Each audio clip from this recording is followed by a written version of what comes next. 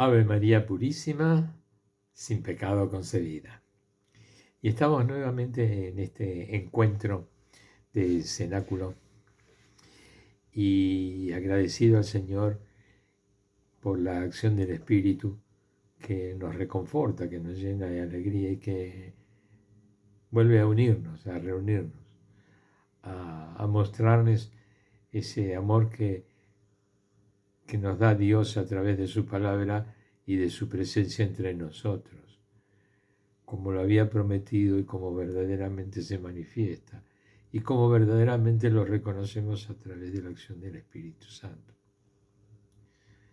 Entonces, vamos a continuar con la lectura, como veníamos haciendo, de los Hechos de los Apóstoles.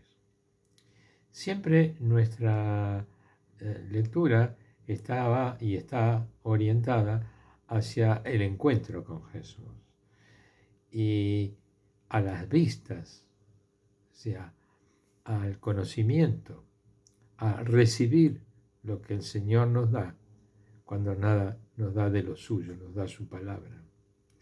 Vemos lo que Él nos dice, lo que Él nos quiere mostrar, lo que viene a anunciar que es la salvación, ¿cierto?, a través de la acción del Espíritu Santo. Y esto que nosotros tenemos tan valorado en su oportunidad fue el fallo grande que tuvo aquella comunidad del pueblo judío que lo rechaza y que verdaderamente lo que rechaza es la acción del Espíritu. Y esto se ve porque ese grupo de gente de ese pueblo que lo mata a Jesús, no con eso entierra, por así decirlo, la verdad del Mesías, la verdad del enviado, la verdad del Salvador, que ese anuncio se hacía a través de la acción del Espíritu Santo, que ellos rechazaron, entonces no podían llegar a ver porque lo rechazaban al Espíritu Santo. Quienes lo recibieron, esa acción del Espíritu los animó al punto de dar testimonio ellos del mismo Jesús. Los que aquel pueblo pensaban que matando a uno estaba resuelto el tema, en realidad no lo pudieron matar porque lo que vino a sembrar Jesús es la presencia de Dios a través de su Espíritu, y que estando su Espíritu presente en el corazón de cada uno, esa presencia de ese Espíritu lo que hablaba era de la presencia de Jesús. Así que bueno,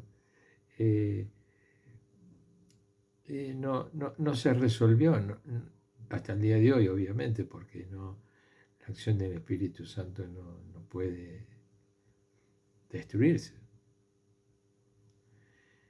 Y entonces habíamos resuelto en el último encuentro hacer una lectura de corrido, sin detenernos, como solemos hacer. Simplemente a observar. Habíamos hecho la comparación de observar un río. Transparente, fresco, de agua cristalina, sonora, entre las piedras, entre el torrente, en fin, lo que hace a esa vista que uno cuando se acerca al río disfruta.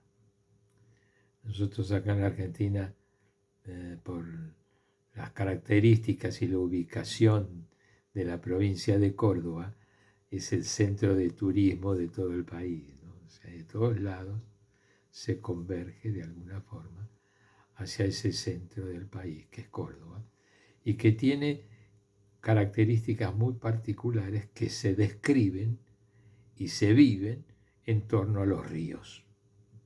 Son todos ríos de sierras. Y muy, como digo, ¿no?, además de ruidosos por las piedras, por el torrente, en momentos más delicados, más suaves, más mansos, por momentos más impetuosos, según el tiempo de lluvia y demás, en los distintos lugares, ¿no? O sea, tanto en las altas cumbres como en otros lugares. Siempre ese correr del río, aún en la misma ciudad, también es atravesado por distintos ríos, ¿cierto? Digo distintos porque ahí están nombrados por río primero, río segundo, río tercero, ¿no? Son los ríos que los han numerado y están identificados con esos números, porque están atravesando la ciudad de Córdoba y en los entornos de la ciudad, la periferia, ¿no es cierto? Entonces esos ríos son los más conocidos. Yo hago alusión a esto porque los ríos de las sierras tienen características muy particulares y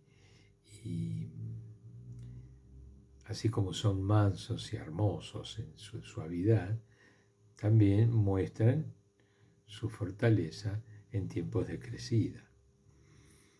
Pero en el verano, ¿sí? Que son los tiempos de descanso, de turismo, son más bien mansos y tranquilos. Entonces uno se pone a la orilla a observarlos y es una maravilla, ¿no?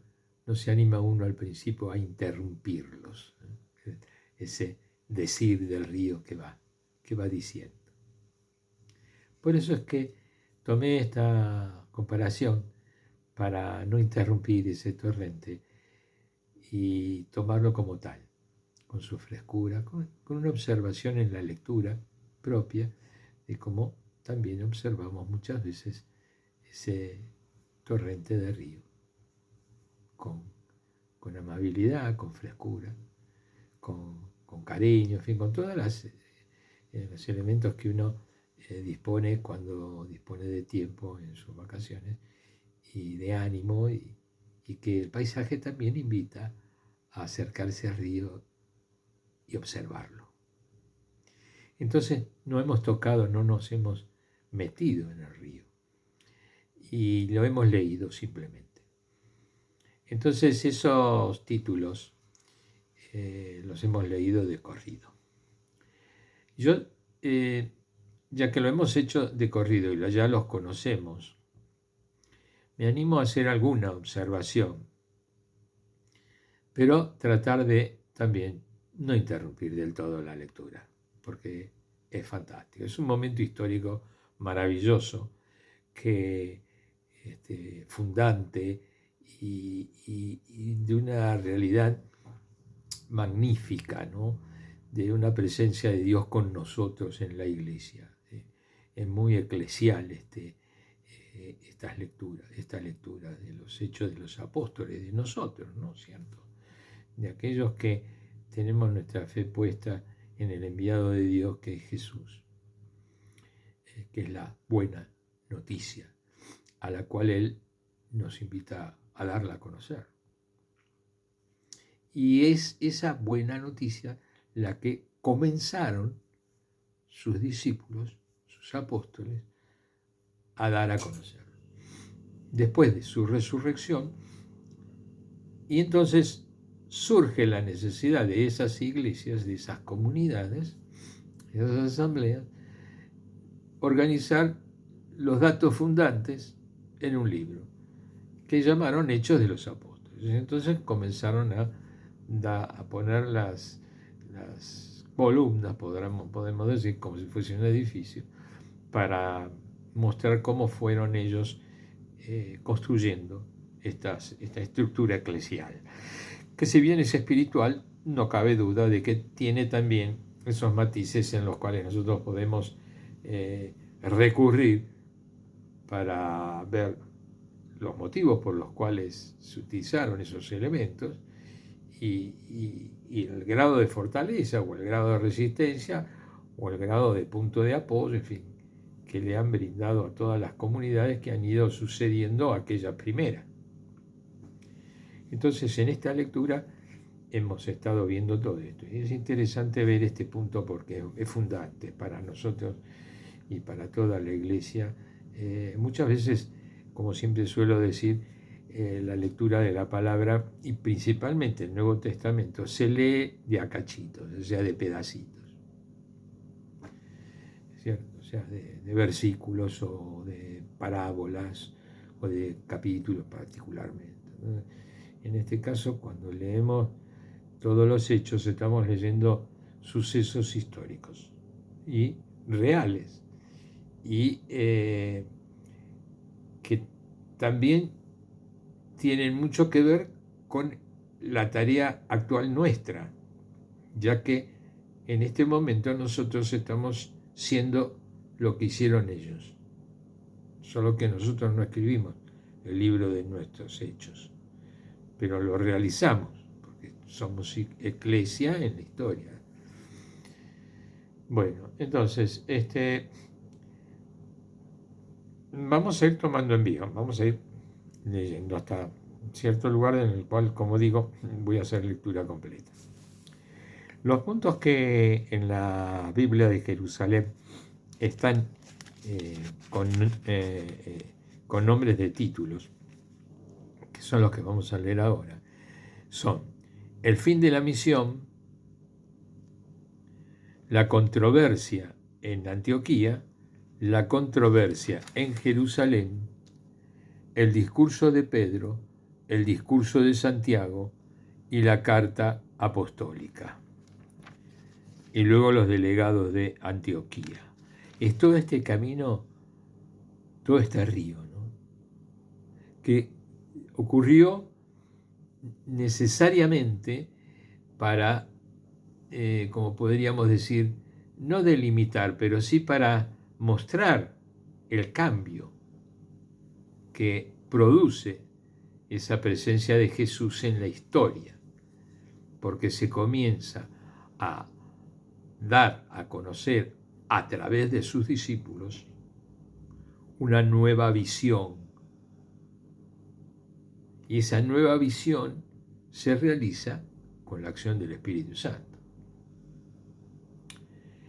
Y se realiza con esta visión porque quienes participan hacen honor a él, lo manifiestan, o sea, el lector se da cuenta, no solamente el lector, sino también el entorno, en aquel momento el entorno apostólico, como sucedió con Pablo,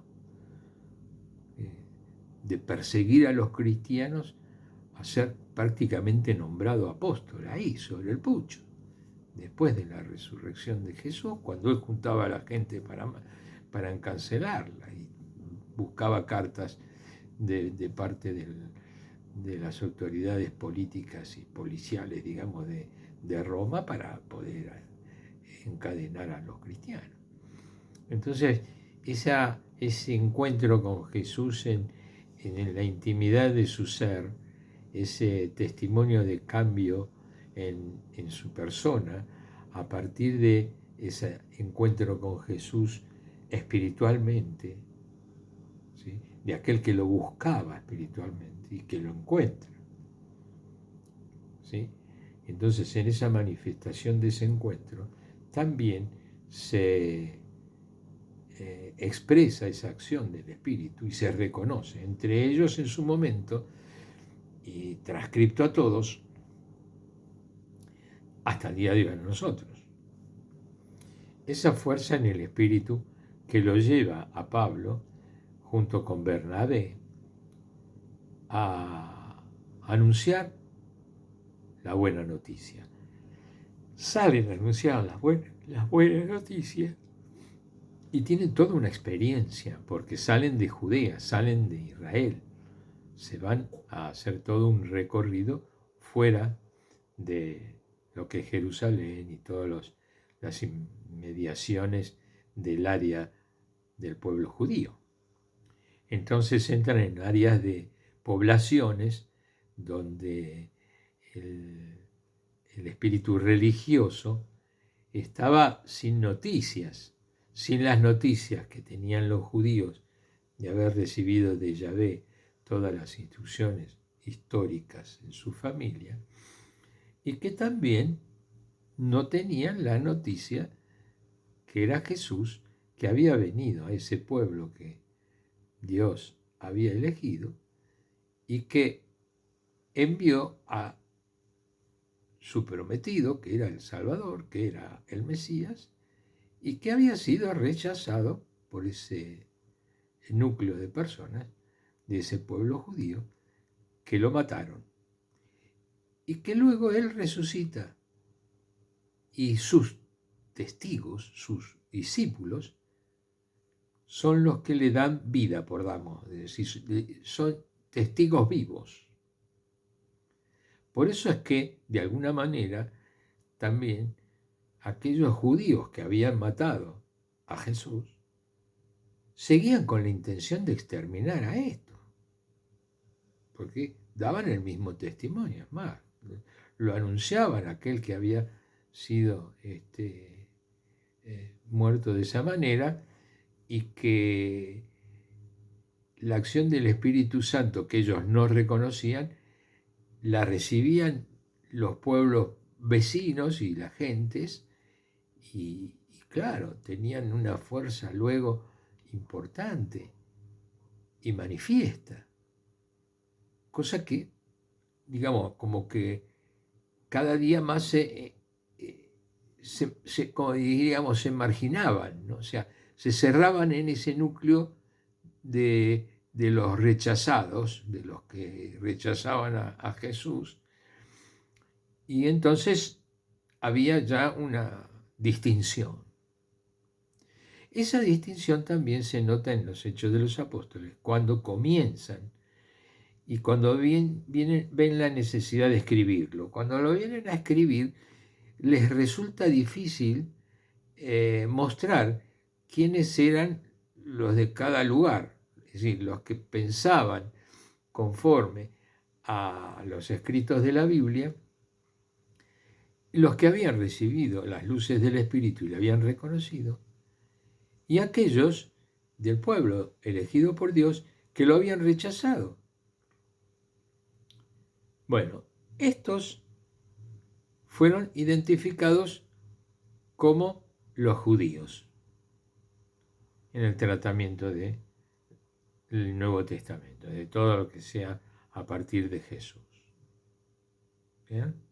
Quedaron como los judíos, porque la diferencia estaba entre ellos y el resto. Ese resto que los mismos judíos le llamaban gentiles, o sea, los de afuera, las gentes, que al recibir la acción del Espíritu Santo se convertían en anunciantes de Jesús. ¿Verdad? Bueno, por tanto, este libro fue manifestando toda esa tarea, ¿no es cierto? Y cómo entre ellos también fueron organizándose, primero como comunidad fundante, con sus tareas, organizando las funciones de cada familia y de cada lugar, ¿no es cierto? Reconociendo siempre la autoridad que Jesús había mostrado en vida con sus discípulos y particularmente con la elección de Pedro como cabeza.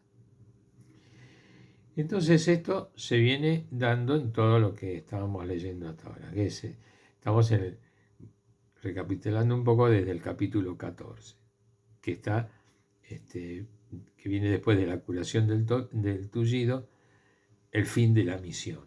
Acá comienzo a leerle los libros, para ir viendo cada paso y para ver qué es lo que sustancialmente va a ir produciendo todos estos cambios grandiosos, porque no cabe duda de la acción del Espíritu Santo. Por eso es que también hay, con esta experiencia de la acción pura del Espíritu Santo, que la iglesia que están ellos desarrollando, depositan en su fe esa realidad que se manifiesta en ellos. Ese es el sustento de los Hechos de los Apóstoles. que queda a la vista. Lo que muestran ellos es la acción del Espíritu Santo. Es la acción del Espíritu. Bueno, y las modificaciones que se van produciendo son modificaciones de carácter humano, personal, pero importantes, muy importantes. Entonces vamos a ver cómo se van desarrollando. Fin de la misión. Voy a leer lo mejor que pueda. Y si llegara a ser algún alto es para agilizar más que nada una lectura que ya hemos hecho. Entonces, tomar los puntos más importantes para ir ligando la idea del punto culminante. Dice que vinieron entonces de Antioquía a Iconio algunos judíos y habiendo persuadido a la gente, lapidaron a Pablo y le arrastraron fuera de la ciudad dándole por muerto. Pero él se levantó y rodeado de los discípulos entró en la ciudad. Al día siguiente marchó con Bernabé a Derbe. Eso lo habíamos visto. Después de semejante pedreada que le dieron y que lo dieron ya por muerto, imagínense, hay que apedrear a una persona hasta que vos lo ves que está muerto, hay que pegarle pedradas, pero bueno, dice que al otro día se levantó y se fue. Claro que se va a quedar. Si llegan a avivar de que el tipo estaba vivo todavía, lo iban a venir a buscar. Entonces, ni lerdo ni perezoso, por más dolido que esté, se puso en camino y se fue. ¿No? No deja de ser un hecho importante, porque esta pedreada era pensada, no era casual. Entonces acá se manifiesta de ese odio, de ese rencor, que existía en ese grupo, que también actuó de la misma manera con Jesús, solamente que no lo apedrearon, lo crucificaron. Pero de hecho, este matiz continúa. O sea, tenía sus representantes que sostenían el poder. Sostenían el poder que ejercían sobre toda la población de ese pueblo elegido por Dios. Que al no reconocer el Espíritu Santo y tener todas las prohibiciones de ese reconocimiento, ninguno de los que quedaban bajo la autoridad de ellos, al rechazarlo, no recibían la acción del Espíritu Santo, de manera que no podían en ningún momento reconocer a los discípulos como tales. ¿Se comprende? Entonces, al día de hoy, no se les abrió el corazón porque no tienen disponibilidad o disposición a la acción del Espíritu. ¿Se comprende? Sino a la alianza, digamos, ¿no? Al beneficio de la ayuda de Yahvé, que no ha dejado jamás de asistirlos, pero ni a ellos ni al resto, a todo el mundo con la misma medida. Lo que pasa es que piensa ese pueblo que teniendo esa alianza tiene una mayor exigencia en cuanto al abastecimiento de Dios. No sé, no entro en ese tema porque no me corresponde. Pero, de hecho, el prohibir, el impedir la acción del Espíritu Santo es ya toda una intencionalidad que se ejerce y se ejerce hasta el día de hoy sobre las criaturas, sobre las familias y sobre todos los que intentan abrir su corazón a la acción del Espíritu y del amor de Dios. Bueno, entonces lo lapidaron, ¿cierto? Lo dieron por muerto y al otro día se marchó. Habiendo evangelizado aquella ciudad y conseguido bastantes discípulos, se volvieron a Listra, Iconio y Antioquía, confortando los ánimos de los discípulos, exhortándolas a perseverar en la fe y diciéndoles, es necesario que pasemos por muchas tribulaciones para entrar en el reino de Dios. O sea, no es fácil, ¿cierto? Y de hecho lo demostraban con sus magulladuras, ¿no? Designaron presbíteros en esa iglesia y después de hacer oración con ayuno, los encomendaron al Señor en quien habían creído. Atravesaron Pisidia y llegaron a Panfilia, predicando en Perge la palabra, y bajaron a Atalia. Allí se embarcaron para Antioquía, de donde habían partido, encontrados a la gracia de Dios para la obra que habían realizado. A su llegada, reunieron a la iglesia y se pusieron a contar todo cuanto Dios había hecho juntamente con ellos y cómo había abierto a los gentiles, la puerta de la fe, cómo había abierto al conocimiento de las gentes la puerta de la fe. Y permanecieron no poco tiempo con los discípulos. O sea, que volvieron entonces a Antioquía, después de haber pasado todo esto, ¿no? Después de haber estado por todos lados predicando la buena noticia. Ya llegaron a Antioquía. Y acá se produce la controversia, una de las controversias. Y acá comienza el momento que yo les digo tan importante para todos nosotros. Bajaron algunos de Judea que enseñaban a los hermanos también: si no os circuncidáis conforme a las costumbres mosaicas, no podéis salvaros.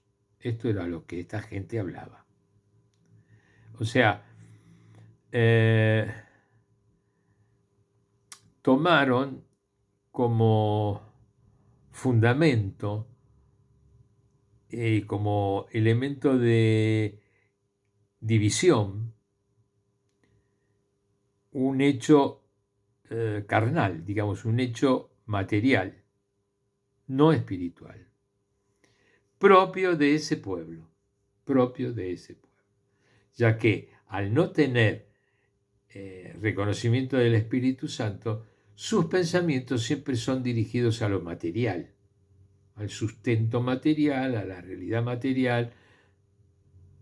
No aspiran y no tienen el ánimo de trascendencia que le da el Espíritu de Dios a la persona, al ser, que es la fuente de esa trascendencia. Dios es eterno y lo eterno se manifiesta, y entonces tenemos esa información de lo eterno en el Espíritu.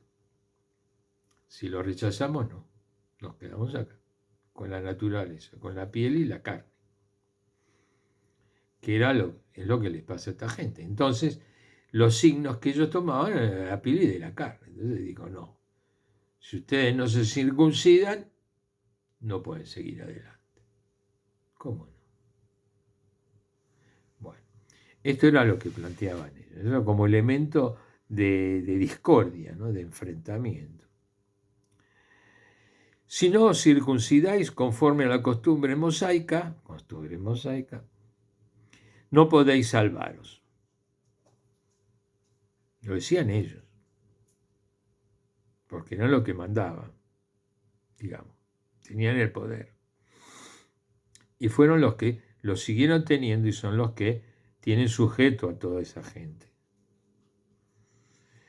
Se produjo con esto una agitación y una discusión no pequeña de Pablo y Bernabé contra ellos. Y decidieron que Pablo y Bernabé, algunos de ellos, subieran a Jerusalén, donde los apóstoles y presbíteros, para tratar esta cuestión. O sea, digamos, cortaron por lo sano, porque diciendo esto no es a nivel personal, sino todo lo contrario. Tiene que ser decidido por la cabeza y por todos los discípulos enterados. De todos aquellos que no han salido de Jerusalén, que han estado siempre en Jerusalén y en todo en el entorno judío, ya que todos eran judíos, mismo Pablo también era judío. No, Pablo era romano. A veces pero no, era romano. Por eso es que lo juzgó la autoridad de Roma. Entonces, volviendo a lo que estábamos diciendo con respecto a que se iban, los mandaron directamente a Jerusalén, vayan allá, que están todos los apóstoles, está Pedro, y si decídanlo ya ustedes, no podemos tomar la opinión de ustedes solamente. Vienen todos entusiasmados de haber tenido tan lindos resultados con toda la convivencia de eso, el pueblo de los gentiles, como dicen ellos, ¿no? O sea, de los no judíos, pero para incorporarlos a la realidad de la presencia de Dios, algunos requerían la circuncisión, ese signo de material de la carne. Y allá se fueron.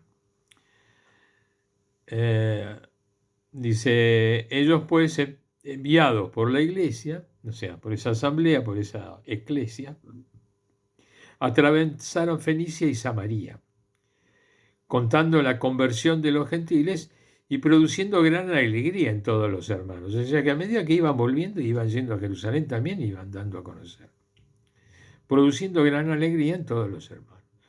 Llegados a Jerusalén, es decir, iban pasando por todas las casas y todas las comunidades donde ellos habían venido desde Jerusalén, haciendo todo ese camino hacia Antioquía. Ahora lo estaban volviendo a hacer, pero en todos los lugares donde se volvían a encontrar, todos estaban felices de los testimonios que les daba Pablo y Bernabé de la conversión o de la presencia de los gentiles en estas nuevas comunidades.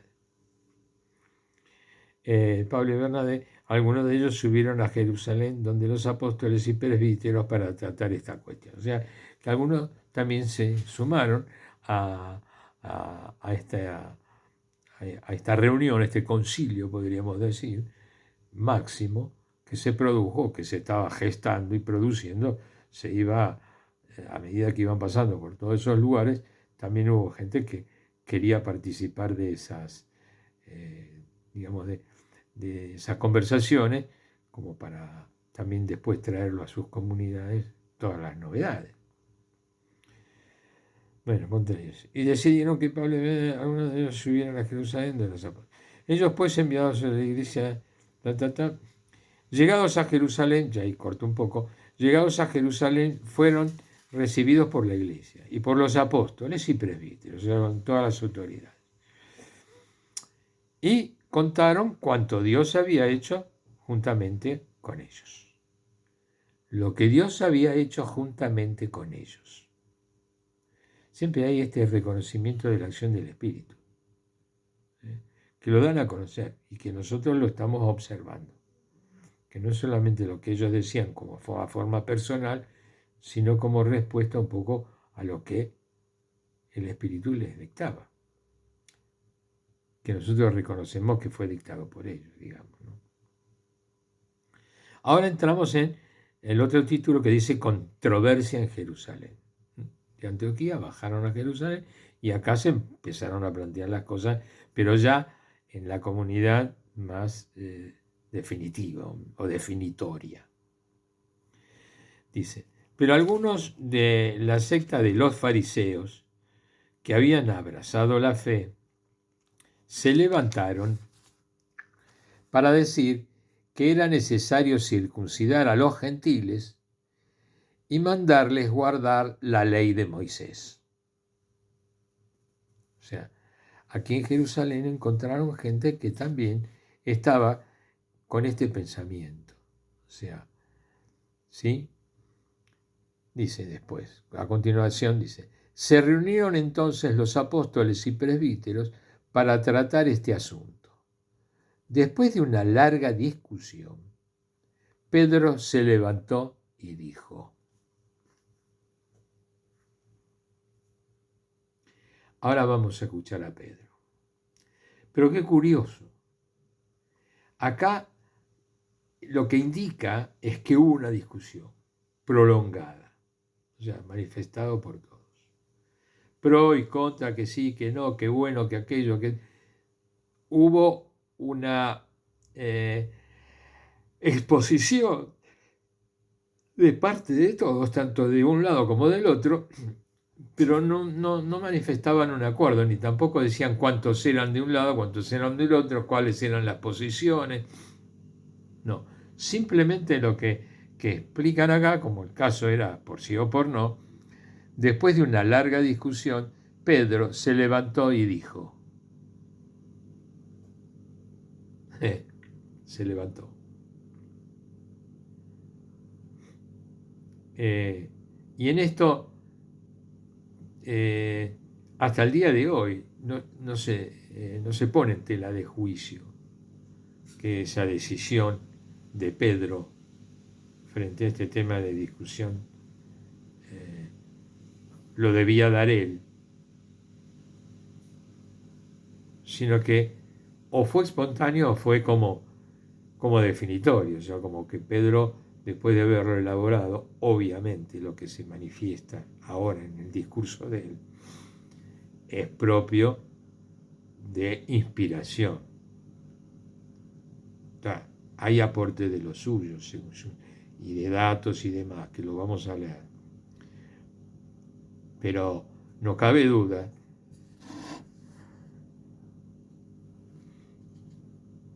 de que la acción del Espíritu Santo actúa en la comunidad y como resultado lo envía a Pedro. Y Pedro se pone de pie, obediente, hágase. Entonces viene aquí entonces el discurso de Pedro. Este lo voy a leer todo corrido, porque ponerle alguna interrupción o algún comentario al discurso de Pedro no me da. No sé. Pero aparte es buenísimo. Pero es para también tenerlo y leerlo, porque ahí reconocemos sin lugar a dudas que todos los que formamos parte de la iglesia tenemos puesto nuestro corazón, nuestra obediencia en la acción del Espíritu, y que es el Espíritu Santo el que nos lleva a conocer las palabras de Pedro y a reconocerlas sin discusiones, sin partidismo, sin uno u otro, sin sentimientos tampoco. No hay aquí actividad de simpatías o de unos o de otros, o de, en fin, de tareas o de lo que podría ser, ninguno. Discurso de Pedro. Hermanos, vosotros sabéis que ya desde los primeros días me eligió Dios entre vosotros para que por mi boca oyesen los gentiles la palabra de la buena nueva y creyeran.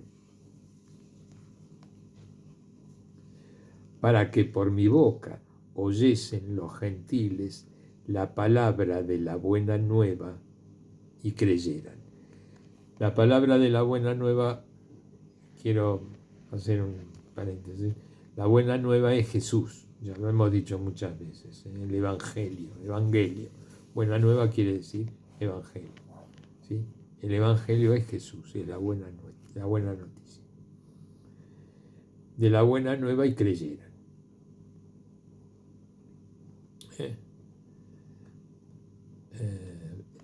La leo desde un principio. Hermanos, vosotros sabéis que ya desde los primeros días me eligió Dios entre vosotros para que por mi boca oyesen los gentiles la palabra de la buena nueva y creyeran. Y Dios, conocedor de los corazones, dio testimonio en su favor, comunicándoles el Espíritu Santo como a nosotros.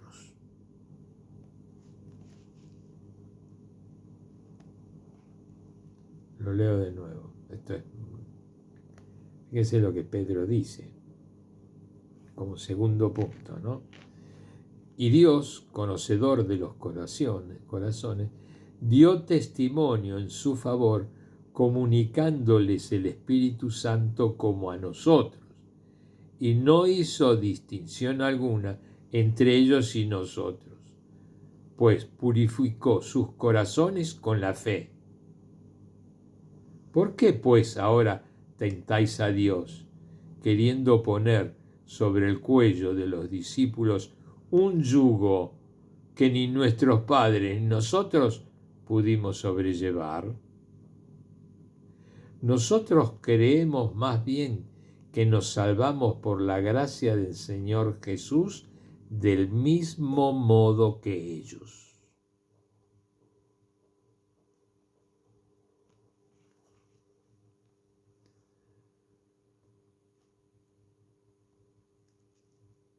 Qué argumento, ¿no? Qué discurso. ¿Cómo nos invita a pensar?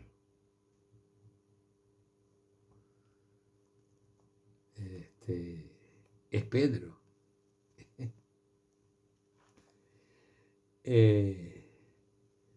Ni nosotros pudimos sobrellevar. Nosotros creemos más bien que nos salvamos por la gracia del Señor Jesús del mismo modo que ellos.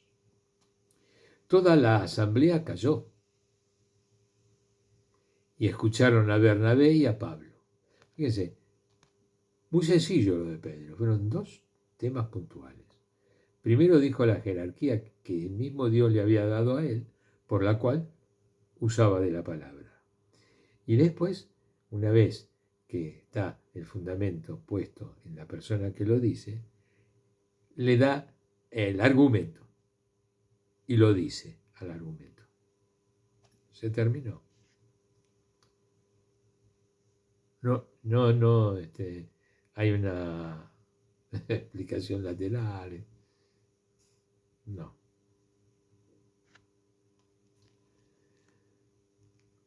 Nosotros creemos más bien que nos salvamos por la gracia del Señor Jesús del mismo modo que ellos.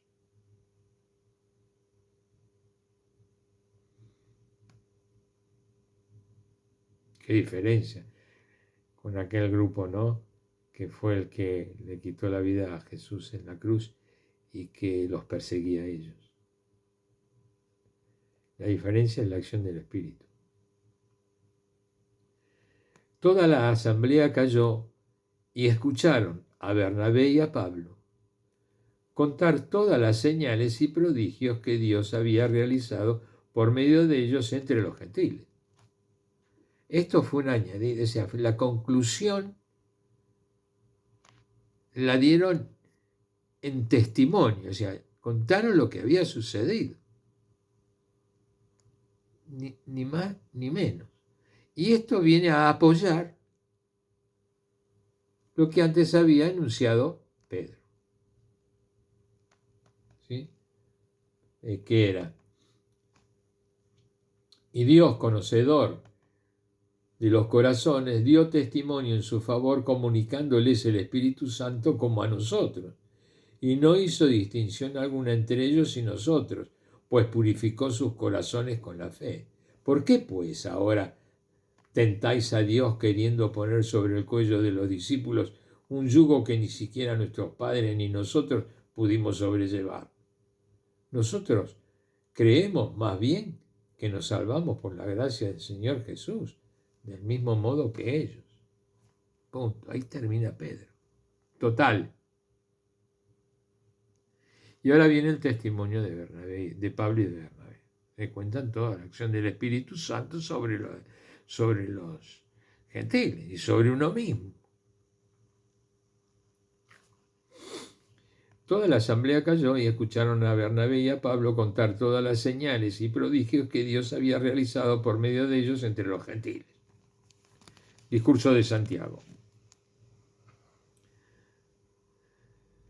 Cuando terminaron de hablar, tomó Santiago la palabra y dijo: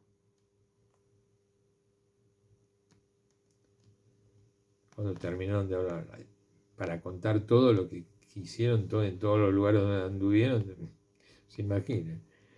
Entonces, cuando terminaron de hablar, tomó Santiago la palabra y dijo: hermanos, escuchadme.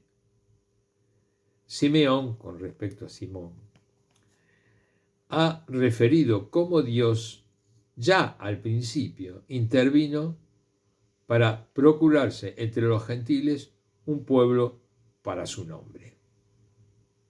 Con esto concuerdan los oráculos de los profetas, según está escrito. Después de esto volveré y reconstruiré la tienda de David, que está caída. Está en bastardilla y el Antiguo Testamento, el texto al cual hace alusión Santiago. Después de esto volveré y reconstruiré la tienda de David que está caída. Reconstruiré sus ruinas y las volveré a levantar, para que el resto de los hombres busque al Señor y todas las naciones que han sido consagradas a mi nombre, dice el Señor, que hace que estas cosas sean conocidas desde la eternidad. Sean conocidas no desde el principio, no, porque el principio, la creación es infinita, crece y va al infinito. En cambio, lo que dice el Señor, que hace estas cosas, son conocidas desde la eternidad, desde aquel que no tiene principio ni fin. ¿Ven? Del Creador.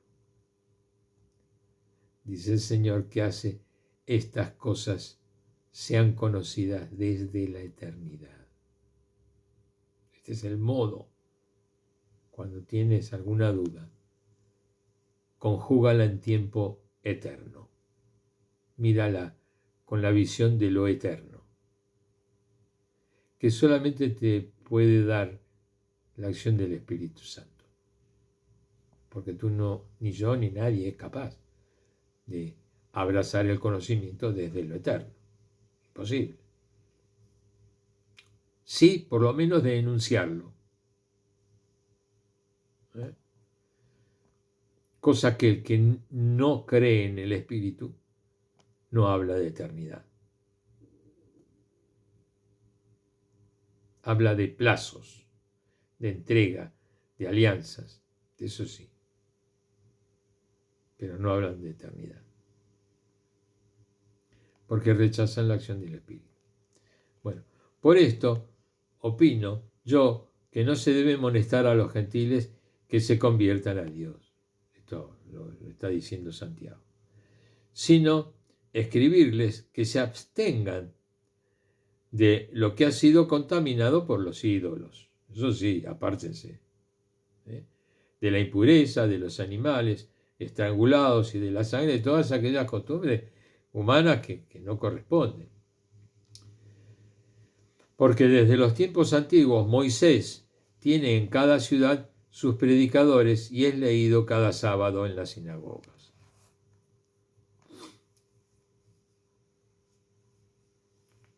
O sea que todas estas impurezas son conocidas.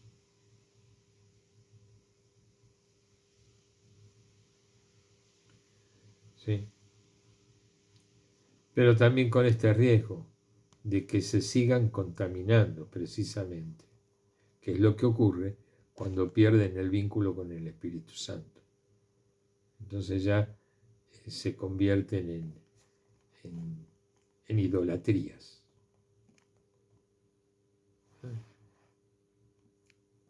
En ídolos. Voy a leer la carta apostólica ahora, otro título.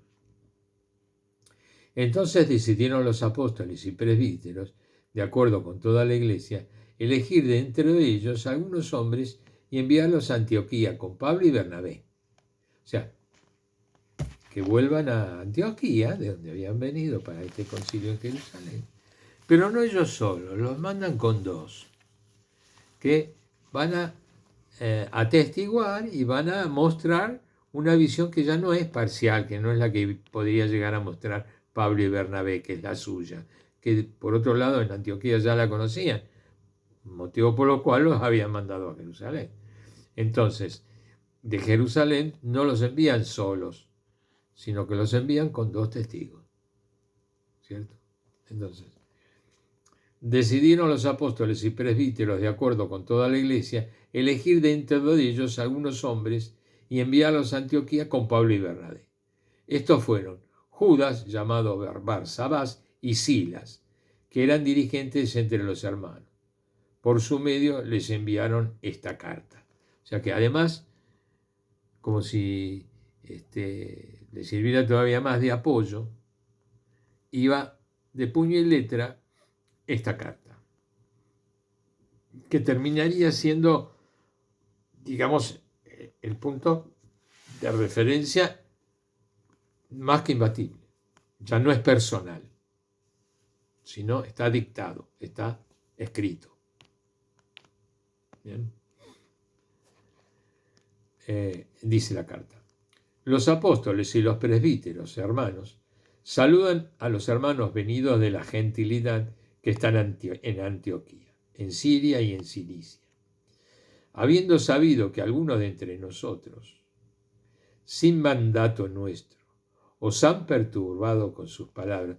Recuerdan que habían sido enviados de esos que habían venido de Judea y que merodeaban y que fueron los instigadores y de alguna manera también los que habían apedreado a Pablo y a Pablo.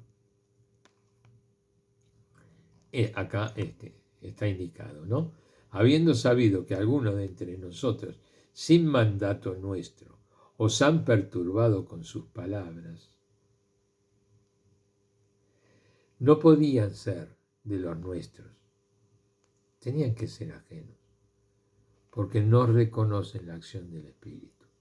El que no reconoce la acción del Espíritu nunca puede reconocer, querer y amar la unidad, sino todo lo contrario: dispersar, desparramar, esparcir, dividir. ¿Cierto? Entonces esto es lo que viene a mostrar la falta de la acción del Espíritu Santo. Habrá acción del ser humano, sí, serán sociedades, uniones, todo lo que quieran, pero no está la acción de la unidad del Espíritu de Dios. No. Estarán reglamentos, habrá una serie de cosas, entendimientos, firmas, todo lo que quieran, pero no hay esa presencia de Dios y de su amor. Por lo tanto, no hay unión en el Espíritu. Hay división, hay discordia, hay ambición, ¿sí? Hay ultrajes, hay de todo. Porque, claro, los apóstoles y los presbíteros hermanos saludan a los hermanos venidos de la gentilidad que están en Antioquía, en Siria y Cilicia, habiendo sabido que algunos de entre nosotros, sin mandato nuestro, os han perturbado con sus palabras, trastornando vuestros ánimos. Esto dice la carta, que se la están leyendo a todos ellos, ¿no? Dice: hemos decidido de común acuerdo elegir a algunos hombres y enviarlos donde vosotros, juntamente con nuestros queridos Bernabé y Pablo. O sea, que acá están habilitándolos. Y les están llamando queridos. O sea que acá hay acción en el espíritu manifiesta, en el sentimiento. Queridos, unidos en un mismo amor. Que son hombres que han entregado su vida a la causa de nuestro Señor Jesucristo. ¿Cierto? Que han entregado su vida. O sea, dan conocimiento de lo que les ha pasado, de lo que le han querido hacer. Por ejemplo, a Pablo, cuando lo apedrearon. Ellos estaban dando testimonio de que estaban en conocimiento de todo eso. Como también al principio les dice que otros eran los que habían metido cizaña y que no eran los de la comunidad. Bueno, que son hombres que han entregado su vida a la causa de nuestro Señor Jesús.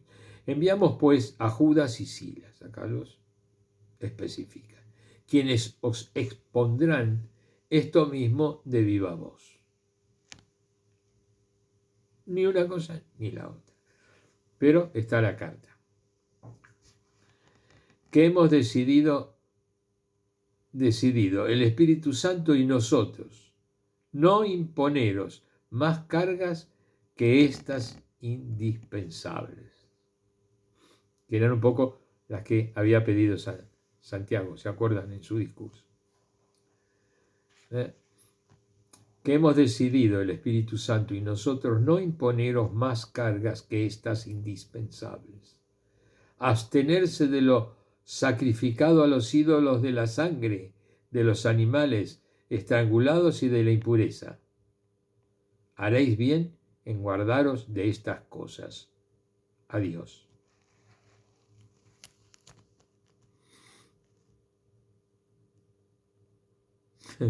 Buenísimo. Esta es la libertad que te da el amor de Dios en su espíritu.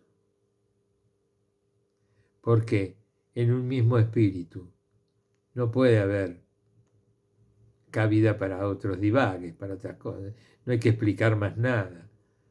Sabemos nosotros y ustedes lo que el Señor nos dice. Y confiamos en que lo que me dice a mí te lo dice a vos, y todo lo que está dicho por Dios es verdad. Amén. ¿Qué te lo tengo que decir yo? ¿Qué más tengo que decir? Nada. Bien. Con esto llegamos a este punto que era el que habíamos dejado la última vez. Me pareció importantísimo volverlo a leer, porque aquí se decide esa explicación de lo que ahora en más van a ser los judíos. De lo que ahora en más va a ser esa incorporación o esa presencia de Dios en el Espíritu con los gentiles. No va a haber más división. Va a haber, sí, unión en un mismo Espíritu.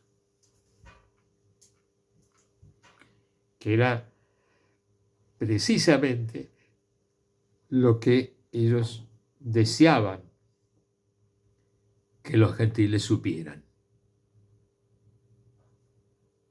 Y que ahora quedaba a decisión de ellos, si aceptaban o no, que fue lo que Jesús les propuso a aquellos muy queridos suyos, sus hermanos judíos, y que obviamente lo rechazaron.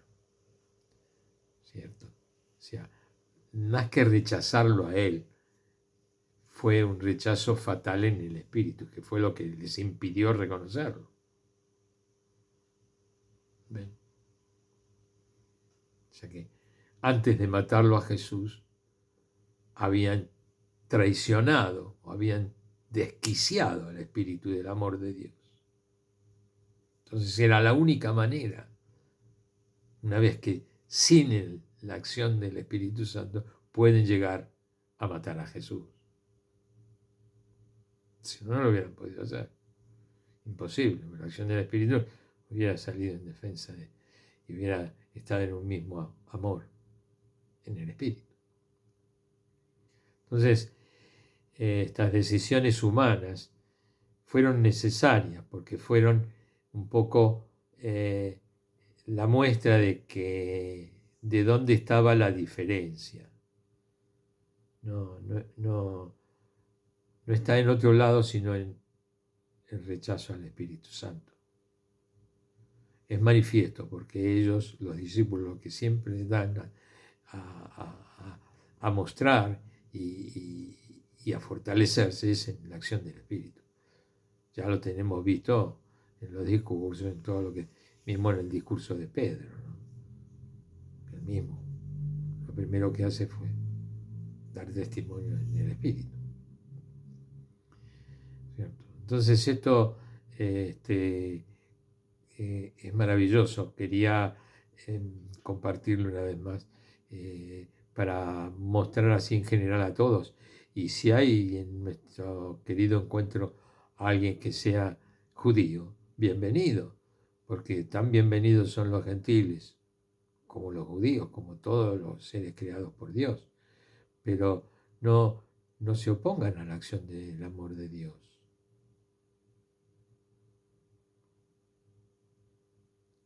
Este es el tema.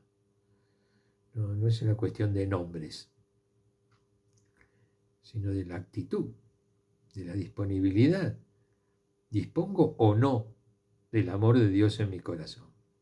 Lo dispongo porque yo le doy lugar, le doy cabida a esa acción. ¿Cuál? La del Espíritu Santo. ¿Y cuál es la manifestación más clara? La de la unión. De la unión en el Espíritu, uno solo. Allí está la unión. Allí encuentro a Dios. Único. Única manera. Y si no, el rechazo. Y el rechazo nunca vas a estar si estás afuera. Bueno, esta es la idea más que nada, madre, para decirle que nadie pierde nada. Acá los judíos eran todos judíos. Es más, eran todos estaban en esa situación. Y todos optaron por la acción del Espíritu.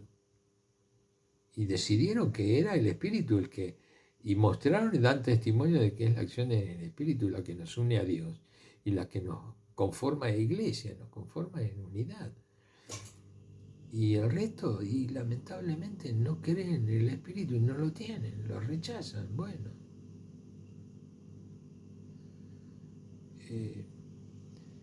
Y la manera de anunciar a Jesús es mostrar al Espíritu Santo. Es mostrar, ya que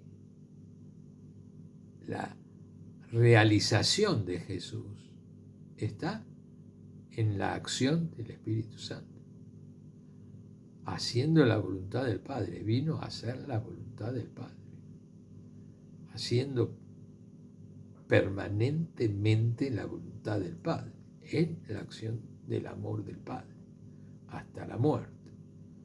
Esa unión explica y dice y habla del Espíritu Santo, que es lo que rechazaron para seguir los preceptos, seguir la comodidad, seguir la autoridad, seguir aquellos que estaban en la tierra y que les garantizaban poder, les garantizaban dinero, economía, bienestar, qué sé yo, todo lo que les garantizaban, y entonces se quedaban con eso. Argumentos tienen por el motivo por el cual no aceptan la acción del Espíritu, por poder, por economía, por una serie de cosas. Yo no lo justifico porque es invaluable el Espíritu Santo, no le podés poner en valor. Bueno, pareciera que hablar de la lectura de los Hechos de los Apóstoles es directamente hablar de la gestión del Espíritu Santo. Sí, habla a las claras, es lo que dice los apóstoles. Lo que muestran, lo que evidencian, lo que enseñan, lo que dan, es esa presencia del amor de Dios a través de su Espíritu. Ya entramos entonces propiamente en el último título del capítulo 15 de los Hechos de los Apóstoles, que acá en la Biblia de Jerusalén lo titulan como las misiones de Pablo, son varias. ¿Sí? Que además en el libro de Jerusalén está como si fuese un capítulo en realidad. Misiones de Pablo. Y dice así, misiones de Pablo, ya hago una introducción, el primer título dice, Pablo se separa de Bernabé y toma por compañero a Silas.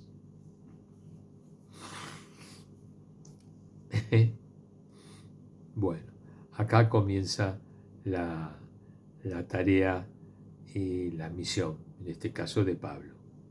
Después veremos, ¿no? O sea, que no solamente de Pablo, sino de todos, ¿no?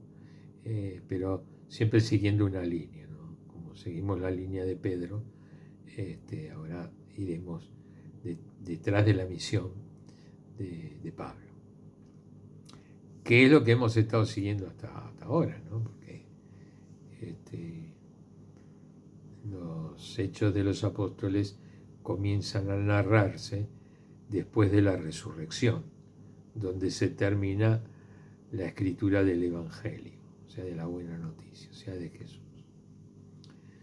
Y ahí inmediatamente comienza a estar presente no solo ya la figura de Pedro, que había sido permanentemente enunciada y vivida en el Evangelio de Pedro, sino que ahora comienza a tener una presencia destacada Pablo, ya desde los primeros momentos después de la resurrección, ¿no? Que fue cuando se produce ese encuentro con Jesús.